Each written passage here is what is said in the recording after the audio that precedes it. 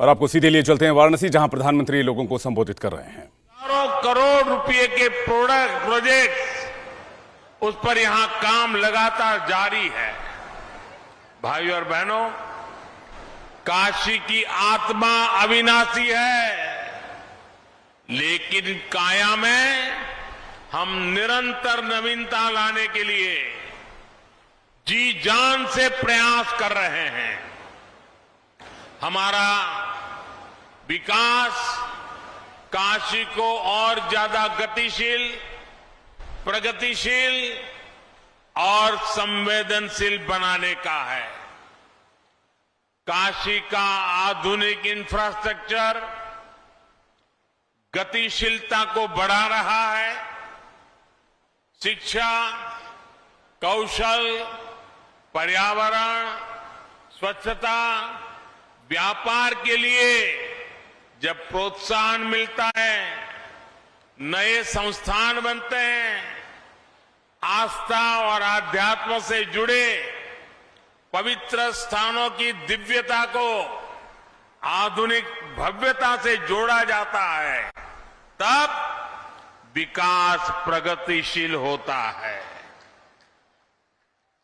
जब गरीबों को घर, बिजली, पानी, गैस, टॉयलेट जैसी सुविधाएं मिलती हैं, नाविकों, बुनकरों, हस्तशिल्पियों, रेहड़ी पटरी वालों से लेकर बेघरों तक सभी को लाभ मिलता है, तब विकास संवेदनशील होता है। आज इस कार्यक्रम के दौरान जो लोकार्पण और शिलान्यास हुए, उनमें गतिशीलता, प्रगतिशीलता और संवेदनशीलता तीनों की झलक है। मेरी काशी सबका साथ, सबका विकास, सबका विश्वास और सबका प्रयास का बेहतरीन उदाहरण है। भाइयों और बहनों, आपने मुझे अपना सांसद बनाकर भी सेवा का मौका दिया है, इसलिए जब आप लोग कुछ अच्छा काम करते हैं तो मुझे दोगुनी खुशी मुझे हो जाती है, मेरा आनंद और बढ़ जाता है। काशी के जागरूक नागरिकों ने जिस तरह देश को दिशा देने वाला काम किया है, उसे देखकर मैं बहुत आनंदित हूं। काशी के नागरिकों ने पूरे देश को संदेश दिया है कि शॉर्टकट से देश का भला नहीं हो सकता। कुछ नेताओं का भला हो जाए, न देश का भला होता है, न जनता का भला होता है। मुझे याद है 2014 में आने के बाद काशी में बाहर से आने वाले लोग सवाल करते थे कि यहां इतना कुछ अव्यवस्थित है, ये सब ठीक कैसे होगा? यही लोग पूछते थे ना। उनकी चिंता भी सही थी। बनारस में जिधर नजर डालो वहां सुधार की, बदलाव की गुंजाइश नजर आती थी। साफ लगता था कि बनारस की स्थिति सुधारने के लिए दशकों से कोई काम हुआ ही नहीं है। अब ऐसे में किसी और के लिए शॉर्टकट चुनना बहुत आसान था। लोगों को ये दे दो, वो दे दो, इससे ज्यादा उसकी सोच जा ही नहीं पाती।